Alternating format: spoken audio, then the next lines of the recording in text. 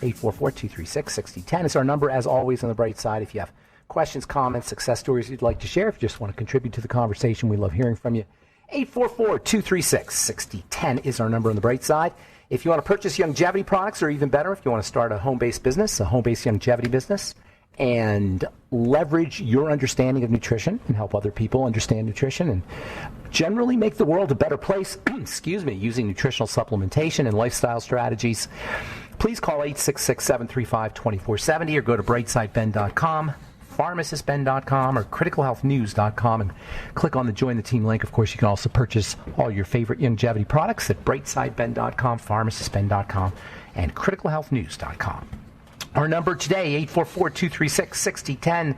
We will be speaking to Dr. Joanna Dodd Massey at the bottom of the hour in our third segment. She's the author of a book called Culture Shock, and she calls herself the Generation Z Whisperer. She studies the workplace. She's got her PhD in workplace dynamics.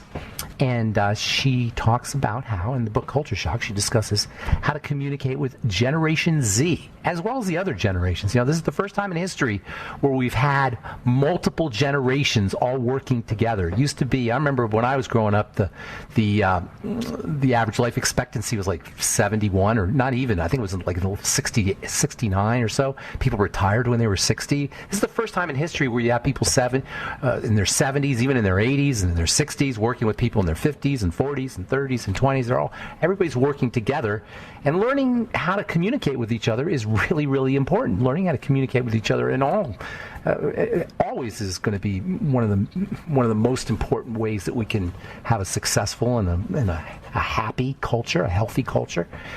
But especially in the workplace, learning how to communicate with each other. There's all this stuff out now. I'm a late baby boomer, or maybe early Generation X, depending on, I think I'm more late baby boomer. And there's this a really interesting phenomena that where millennials communicate to baby boomers with this sort of dismissive meme, okay boomer. Okay boomers, like kind of, go away sort of thing. And boomers have this, there's this meme anyway about boomers relating to millennials, and relating to millennials as being entitled and lazy and irresponsible, and a bunch of negative qualities. And there's this kind of built-in dynamic between millennials and baby boomers that's out there in the culture. Well, I guess what's happening as we're watching here in front of our very eyes, millennials are moving forward, and the next generation is coming out, and that's Gen Z. And I kind of really like the Gen Zers. I have a thing for the Gen Zers. I think they're really cool. I think the Generation Zers are going to make a big difference in how the world is. Think about it. They're going to be, Gen Zers were born in 1996-ish. That's the first year, I believe. So you're talking about people who are 24 now. So in 20 years, 30 years, it's going to be the year 2050, 2060. Can you imagine what the world's going to be like in 2050 and 2060? It's pretty amazing to contemplate the way everything's moving. It's definitely going to be different. I bet you in 2050 and 2060, it's going to be as different as 2020 is from 1980 or 1970 even. Think about how different it is, how different our life today is than it was 50 years ago. Well, in 30, 40 years, it's going to be the same thing. It's going to be that much different. Your mind can't even go there, really. But the Gen Zers are going to be the ones who take us. They're going to be the ones who are in power at that time. And learning how to communicate with them, and learning how to communicate with everybody, of course, but learning how to communicate with them as a generation is a really important skill set, especially in the workplace. And we're going to talk to Joanna Dodd Massey about her book, Culture Shock, in our third segment. That should be pretty interesting. I want to continue talking here about this whole thing about fats. Hopefully nobody's bored with this last couple months that we've been talking about fats, because it's really, really important to understand this distinction. I've been saying for years that how you process fats plays a major role in good health. Fats are harder for the body to process than water. Almost all diseases, chronic, long-term degenerative diseases, involve dysfunctional fats. That's all you need to know, really. If you know that, then you're going to realize how important it is to start focusing on fats and fat absorption, how you handle fats. And we spent time talking about EFAs, but there's vitamins that are fatty. Vitamin A is ridiculously important for fats. it's hard to even express how important vitamin A is for growth, for development, to fight cancer, for building the immune system, for skin health, for fighting fats. And you see people not using, you still see, number one, people not even using vitamin A. But you hear medical professionals, people who should know better, saying, don't take a lot of vitamin A, don't use a lot of vitamin A. Now, I'm not saying that you just want to pound high doses of vitamins all the time, but you could certainly use a lot more than the ridiculous deprivation allowance of vitamin A, especially considering many of us have malabsorption issues. And I'm going to be spending a lot of time with vitamin A here in the coming days because it's so important, especially for the skin. Aside from vitamin C, there is no more important topical skincare ingredient. If you're stranded on a desert island you want to take care of your skin for whatever reason on the desert island, make sure you're using topical vitamin A and vitamin C. There's another kind of fat that's really important. It's a fat that has a watery nature. Fats are typically fatty, obviously. Oil and water don't mix. But if you can stick a tiny little bit of watery stuff to that fat, you get a very special fat. Think about this. Fats hold on to energy. Water conducts energy. If you can tag a little piece of something watery onto something that's fatty, you can get a powerful, powerful conducting force. There's an element on the periodic table, and it's an element that makes up 1% or so of the typical human body. And this element is called phosphorus.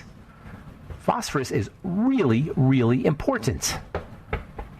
And the reason it's important, one of the reasons it's important, it's found in the bones largely, and its heart structures. But one of the places where it's used is connected to fats. When you connect a piece of phosphorus to fat, you get something called a phospholipid. And these things are amazing. I use them in my skincare products because phospholipids, number one, are a normal part of your body and a normal part of your skin. But number two, these phospholipids, because they have a little bit of watery nature and a fatty nature combined together, are great emulsifiers. They pull things together. And they allow for electricity to flow really well. So those super highly electrical parts of the body, the brain, largely, and all brains, all membranes, depend on phospholipids. And if this is too much chemistry for you, you just want a take-home message, eat phospholipids, especially if you have an electrical issue, like a conductivity issue, like tremors or Parkinson's or dementia or multiple sclerosis.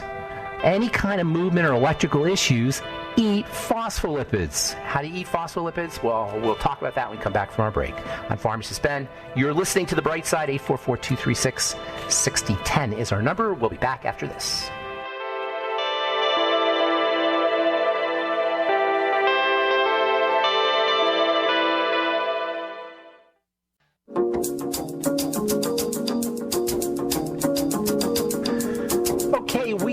Are back on The Bright Side, 844-236-6010. If you're on hold, we'll get to you momentarily. We've got Dr. Joanna Dodd Massey coming up in our next segment, author of the book Culture Shock. We're going to talk some Gen Z and workplace dynamics.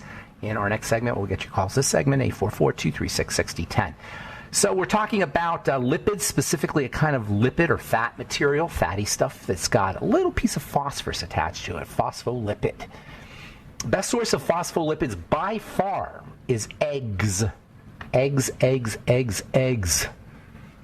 The incredible edible egg. You always hear about people talking about the protein in eggs, and sometimes you hear people talking about the fats, and the yolk is just a motherload of fatty substances, fatty nutrients, by the way, including phospholipids. Soy's got phospholipids in it. The classic form of that phospholipids take in the food world is lecithin. If you hear lecithin, think phospholipids. Lecithin is a bunch of phospholipids stuck together. If you have any movement disorders, any dementia issues, if you want to work on your memory, if you're dealing with multiple sclerosis, Parkinson's disease, eat lecithin. Lecithin granules. It's available as a thick substance. I think they call it an oil. It's definitely not an oil. It's just this thick, gooey substance. The granules are probably the easiest way to do it. Put it in your smoothies. And eat eggs. Unless you can eat eggs, of course. By the way, phosphorus is a food additive that's actually associated with some problems. Phospholipids are natural. They're a part of nature, so you're going to find them in foods. But phosphorus itself is used as an additive in a lot of fake foods because phosphorus has an ability to pull oil and water together artificially. Eggs do it naturally, but there's certain foods like Velveeta, or also canned soups and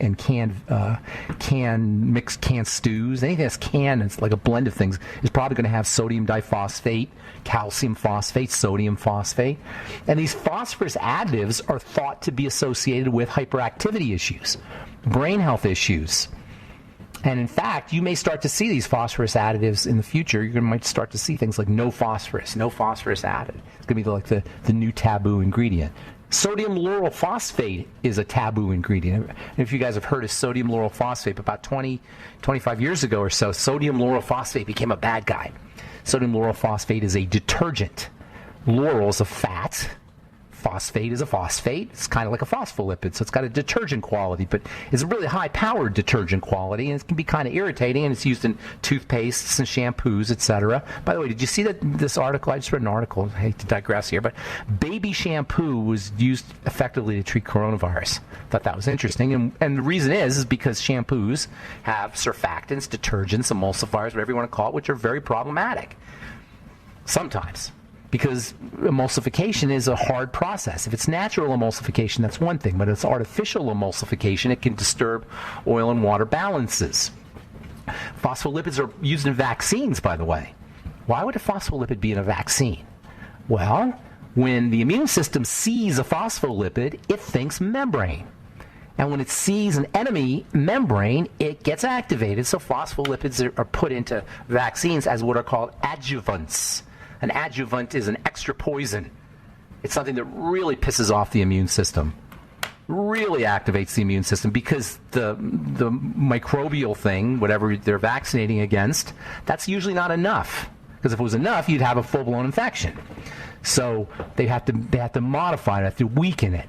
And when they weaken it, the problem with weakening it is you don't get an immune response. So they got to put a poison in there, an extra poison called an adjuvant. And that's what a phospholipid. That's what the function of the phospholipids in vaccines. Oils they put in vaccines. Emulsions. I'm telling you, this idea of injecting things into the blood. I was watching these two knuckleheads talking yesterday, the quote debate, unquote. Vaccine. We're going to have a vaccine. Everybody wants a vaccine. When's a vaccine? Vaccine, vaccine, vaccine. Like it's magic. A vaccine is some magical protection against a virus. The virus that nobody's ever seen, by the way. Wonder how they're going to come up with a vaccine for a virus that nobody's ever seen. Yes, nobody's ever seen this virus, by the way. And so they're going to have a vaccine.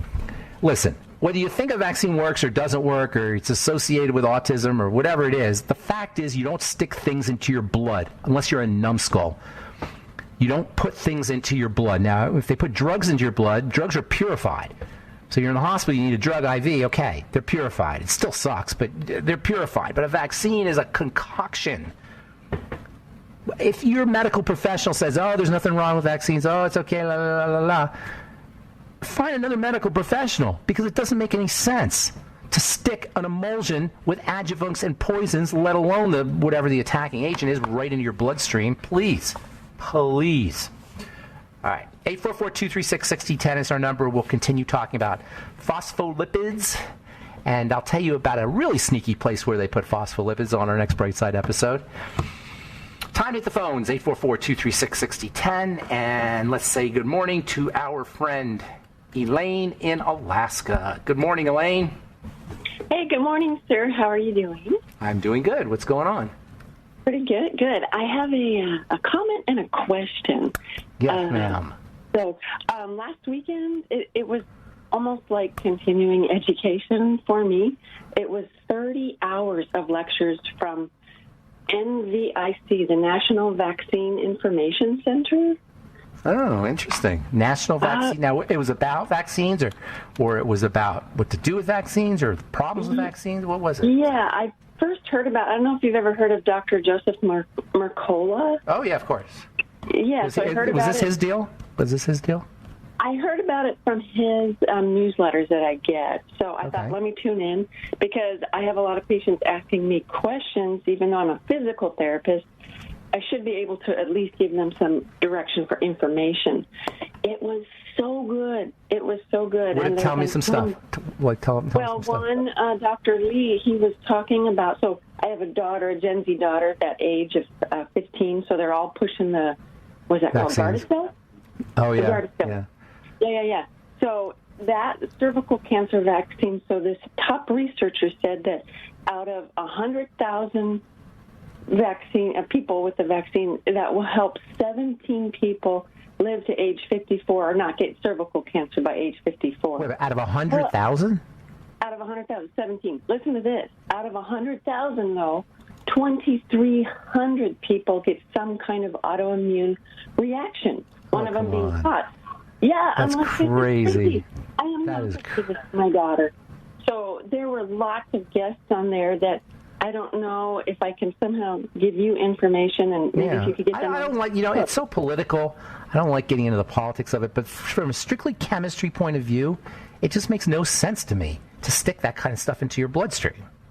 Right. I mean, the risk of getting your disease seems to me like it's less risky than having something injected into your bloodstream, even if they don't notice anything right away. You're not supposed to put things in your bloodstream. Right. So there would be some great guests on your show. It was awesome. Yeah, hook me up with them. Will you send a? Okay. Send me a phone number or something, or email. And then my quick question: I've not heard you talk about taking liposomal vitamin C. Yeah, because it's much ado about nothing, because they can't put enough vitamin C in the liposome. So the liposome's cute. It's all cute and everything, but you won't barely get 100 milligrams in there. I mean, it just seems it's not necessary. Ascorbic acid is handled very well by the body. Thank you so much, Elaine. Have a beautiful day. Thanks for sharing that. Send me a link, too, and phone numbers.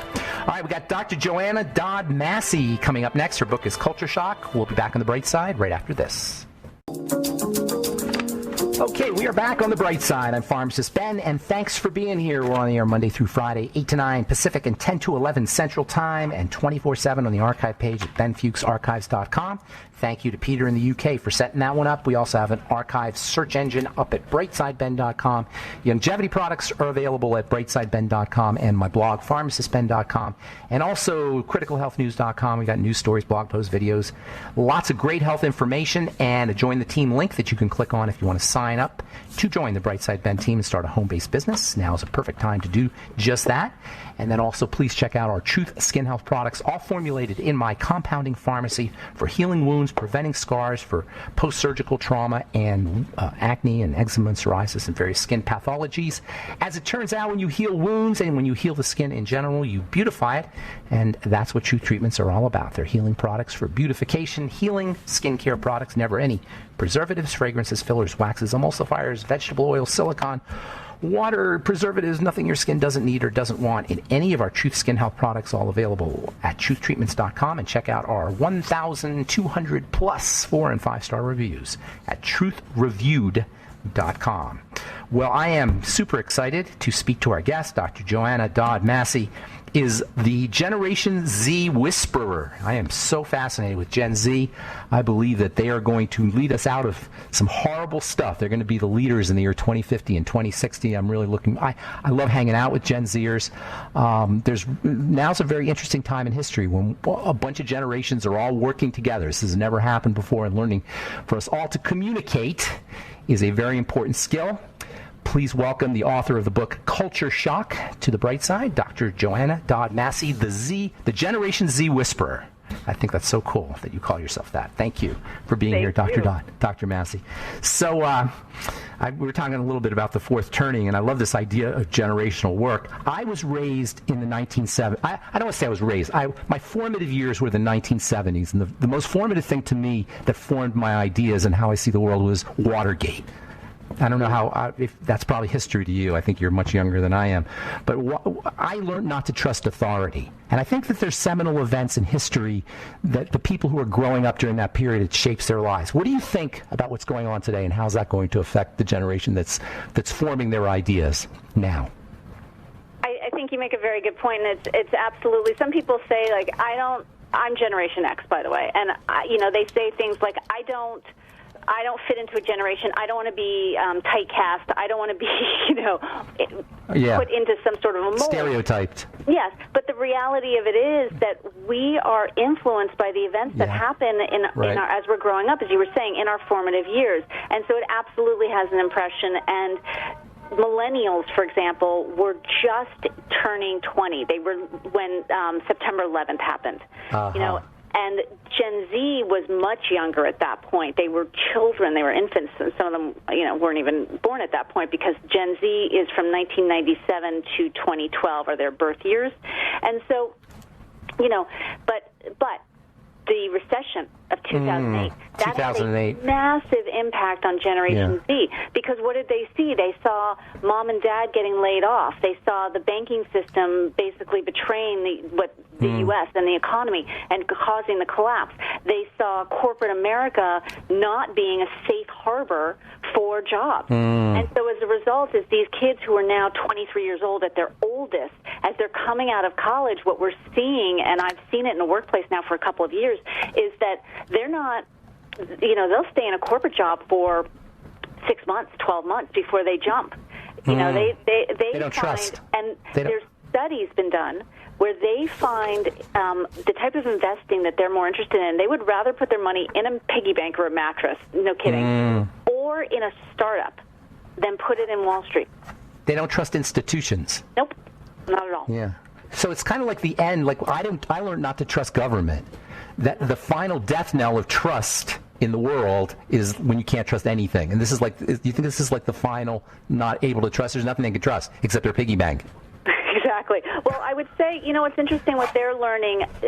They've also grown up. Some of the seminal events for Generation Z are gun control is a big issue. They have seen, since Columbine in the United States, we have had hundreds of shootings, hundreds of mass shootings.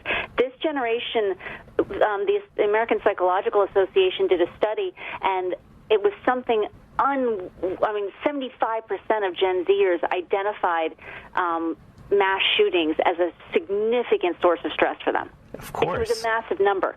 And the environment is also something because they grew up in an era where we've seen tremendous storms, Katrina, Sandy. Fires. And then the fires. So, again, they identify the environment as a tremendous source of stress. Wow. So Are they angry? Are they angry? Oh, yeah. But I have to say, and the boomers can absolutely relate to this, Generation X not so much. The boomers are the original hippies, right? They are the ones who started the hippie counterculture. Every generation blames the generation before. Oh, I remember doing it. I remember doing it myself. And then all of a sudden I became the one being blamed. Right. And the other thing is all the older generations do what's called generation shaming.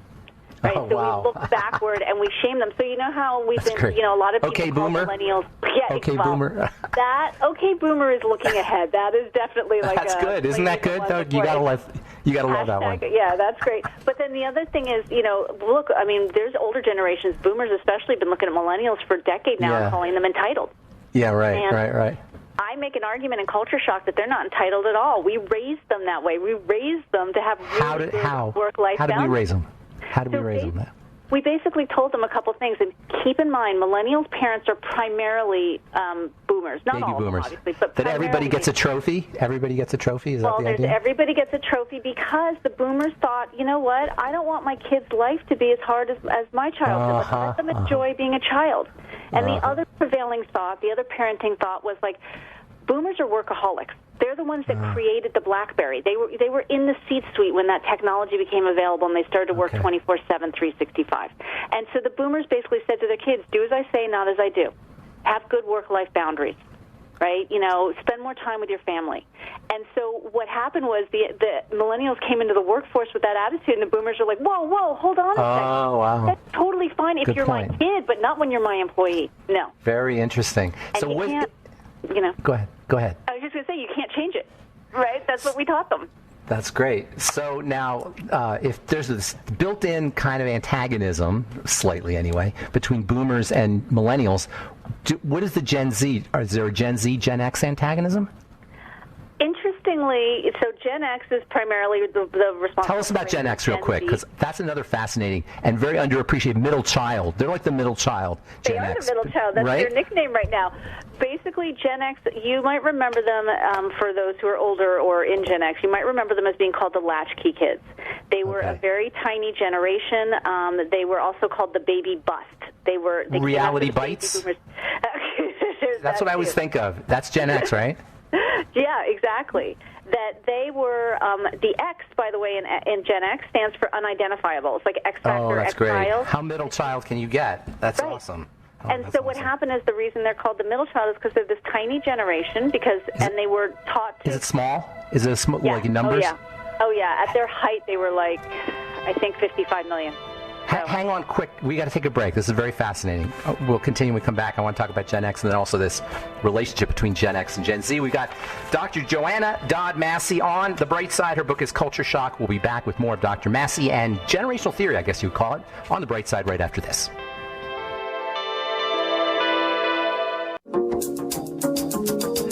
Okay, we are back on the bright side talking to Dr. Joanna Dodd Massey. Her book is Culture Shock. We're talking generational theory. Doc, before we went to break, you were talking about Generation X, and I want you to continue with that. But real quick, who raised Generation X? If our parents or the baby boomer parents were the parents of the millennials, who were the parents of Gen X? Primarily the silent generation, who were born between 1928 and 1945. So early, so before the baby boomers started 45, probably right around there. Well, the 46. Gotcha. I mean, look, these numbers are very fungible, but that's right. And I use Pew Research because they're a very reputable social sciences research firm. So Pew says baby boomer is 1946 to 1964. Gen X is born 1965 to 1980. That puts millennial at 1981 to 1996, and Gen Z from 97 to 2012. Gotcha. Okay, so continue with this very fascinating and underappreciated Gen X, or Generation X, which I find very fascinating. And like I was saying, reality bites is what I think of with Gen X. And they're kind of unhappy, aren't they? Their generation, Nirvana, if you remember Nirvana, they were the grunge generation. Yeah, they wrote an anthem. Their songs were like anthems for this generation, for Gen X. Not like Teen Spirit, like that smells like Teen Spirit. Is that your anthem, Doctor? John? Right, exactly. That's terrible. That's scary. No, I was more of a Madonna girl, frankly. Police. Okay, gotcha. That kind of thing. Is Madonna a Gen X thing too? Yeah, she was. She's very much Cyndi Lauper. Yes. How about feminism? 1980s. How about the power of the woman? Was there a power of the woman? Does your generation feel like there's a power to femininity that other generations? The thing about Gen X, they do, because what happened was the baby boomers really paved the way in corporate America, and so more Gen Xers. To give you an example, I talk about some statistics in the book just to put everything in context. And when the boomers entered the workforce, there were only 40% of the people in the workforce were women, right? And then the boomers went in, and 66% of them worked, of female boomers worked. Wow. And then you get to Gen X, and 71% of female Gen Xers worked. So, it was so we boomers did some good things, by the way. We boomers did some good totally. things. I mean, look, the boomers helped enact the Equal Rights Amendment. They fought for women's rights. So, the boomers came into business and said, this isn't being done right. We're changing it. They wanted to change business, and they wanted to change the world. That's how I feel. I really feel that way as boomer. That is our mission. But we also kind of mess things up a little bit too. And there is that. You did. And now Gen Z has something to say about it. Yeah, I was going to ask you. Tell me about that relationship there between the boomers and Gen Z, and how do you talk to a Gen Zer? How do you? And I hire a lot of them. I have a business, and I hire Gen Zers. I love them. I really do. I feel maybe because I'm old, I'm an old guy now, but I feel connected to them in a certain way. And I just really love their personalities, and especially how they understand computers. How do you talk to a Gen Zer so they understand? What I talk about in Culture Shock, and I actually have another book called Communicating During a Crisis and How to Influence Others. And what I do is I basically tell there's three keys to me in communication and influencing, and I like to boil things down to threes. I see a lot of lists where people are like 38 ways to influence others, and I'm like, no, I can't remember that. How about three? So what are the three? The three are, first, you need to understand somebody, and as part of why I wrote Culture Shock, I really think it's important to understand the generational background, where they're coming from, what the influences that they grew up with. And then once you understand someone, you're genuinely curious and you understand them, the second step is to relate to them. No, I can relate. We wanted to change the world too, right? You're a boomer. Gen Z wants to change the world. You guys have something in common. You both come from the same place, and then you empower them with facts and then help them make their own decision. That's the third, is to, say to them, well, look, I understand that you want to come in and maybe, let's say, go back to mass shootings for a minute. A lot of Gen Zers believe in gun control, and that is a hot button issue in the United States. And so giving them the facts about gun control and gun use and the gun lobby and things like that, so that they can then decide for themselves how to play that game. How to work within that system, how to change it. And then the other thing I talk about in communicating is about literally how to communicate, because blaming, shaming, criticizing, which are things that we do. If you look at Twitter, it's all over the place. It doesn't work. It just raises people's defenses, right? So the best way to communicate is, I say, to be timely and transparent and truthful. Those are my 3 T's. Notice I like to do things in threes. Yes, and then your timely, tone, transparent, truthful. Yeah, and then your tone is calm and compassionate and also confident. So if you go back to when COVID-19 first started and back in March and we shut down the country, and New York in particular was the heaviest hit state at the time, and New York's governor, Cuomo, love him or not, like his politics or not, he delivered a daily briefing where he was giving information in a very timely way. He was totally transparent and truthful about, this is the conversation I'm having with the government, this is the conversation I'm having with private companies, these are the problems, here's how we're dealing with them. He was confident. He's like, we're going to get through this. I know it looks bad right now. We will get through it. He was totally calm, and he was really compassionate. He was like, I know this is hard. And he had these schmaltzy sayings that he would wrap it up with, and people criticized him for it, but you know what? They worked. From a communication standpoint. Right. It was perfect crisis communications. He did a great job at the time. And like I said, whether you agree with his politics or not, people were on board with what he was doing and saying. Okay, so we're going to run out of time here in a couple minutes. So I want you to put on your predictor hat here. What's the next generation, first of all, after Gen Z? Well, to be determined, but right now there's a generational expert out of Australia who has dubbed the next generation Gen Alpha. I dedicate a chapter to them in my book. It's really hard to know them right now. They're only, at their oldest, they're 9 or 10 years old. They're forming. They're still forming. Yes, right. What about COVID in Gen Alpha? What about COVID in Gen Alpha? What do you think? That is pretty early to tell. That is really, but it will absolutely be a seminal event for them, because look at how they're having to spend school. Their school, and they're apart from. How about people. The terror? How about the fear and the terror that they hear? They're going to kill their parents. They're going to kill their grandparents. There's this invisible thing that's going to get them. And there's nothing they can do about it. They got to wear a mask. What is the masking? What does the mask do to somebody in their formative years? Wearing one and seeing one worn. We don't know yet. I mean, we really don't. I will say, however, that, wearing a mask in Asia and in other countries is a common practice, and it's normalized. So, here in the United States, we're not used to it at all. But if you go back to the 1918 influenza, where, 25, 30 million people contracted it, and it was very deadly, and, that pandemic was similar to this one, and there's a lot of parallels. I think that we can really draw from history here and take a look. And if you go to 1918 and look where we were in 2018 and 2019, clearly society moved on. I think that these doomsday scenarios are a little overblown, but that shouldn't, but also not to take away from people's stress and anxiety and fear. So, obviously, it's going to have an impact, to be determined what type of impact it will have. But also, let's look at some other cultures where this is a perfectly normal thing to do, and recognize that, there's probably some families who are normalizing it, and there are probably some families who are politicizing it, and there are some families who are making it into a scary thing. And, it's really to be determined, and it'll be interesting to watch. From a historical perspective, do you see what we're going through now as a major historic shift, or is it just kind of more of the same, just another change that happens throughout history, or is this special in any way? I would love to believe that this was going to be some sort of a historic change, and I do think that we will see some really interesting shifts in business and people working from home and the use of video conferencing and less travel and all those types of things.